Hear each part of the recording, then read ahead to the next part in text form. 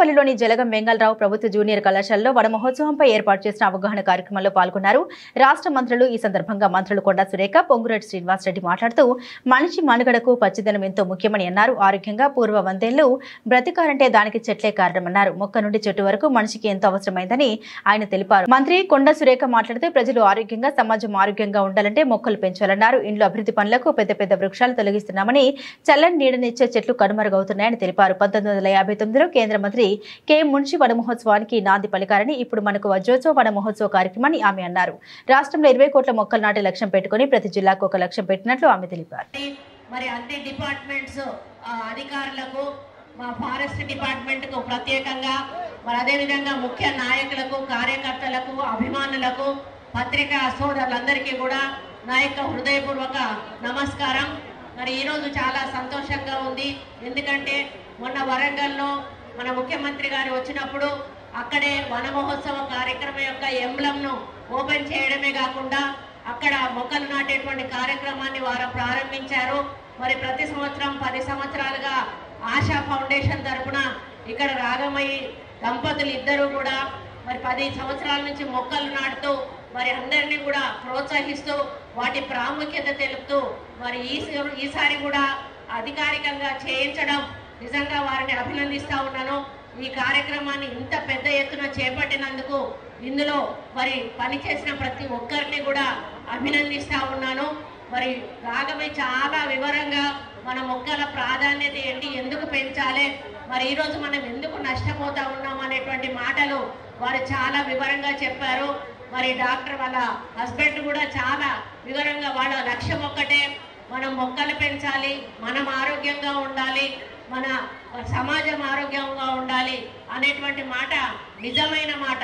ఎందుకంటే మరి పూర్వకాలంలో ఎక్కడ పోయినా కూడా పెద్ద పెద్ద వృక్షాలు ఉండేటివి.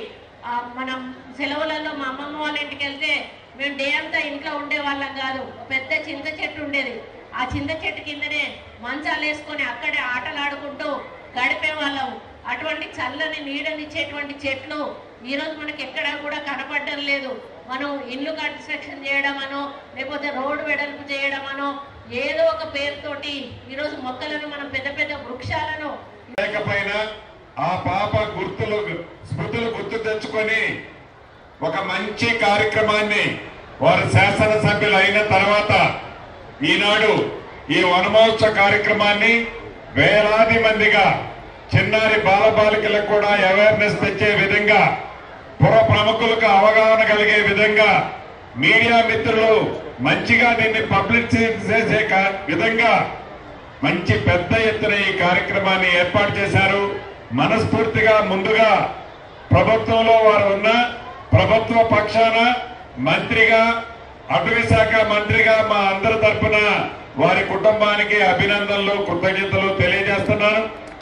అడవుల గురించి, పచ్చదనాన్ని గురించి, పరిశుభ్రత గురించి చాలా వివరంగా మనిషి మనుగడ కలగాలి, ఉండాలి అంటే ఈ పచ్చదనానికి ఉన్న ప్రాధాన్యత ఎంత, ఈ చెట్లను పెంచడం వల్ల వచ్చే లాభం ఏంటి, మనం ఆరోగ్యంగా వెనక పెద్దోళ్ళు 100 ఏళ్లు బ్రతికారు అంటే దానికి కారణం ఈ చెట్లే అనేది ఇంతకు ముందు పెద్దలు చాలా స్పష్టంగా వివరించారు.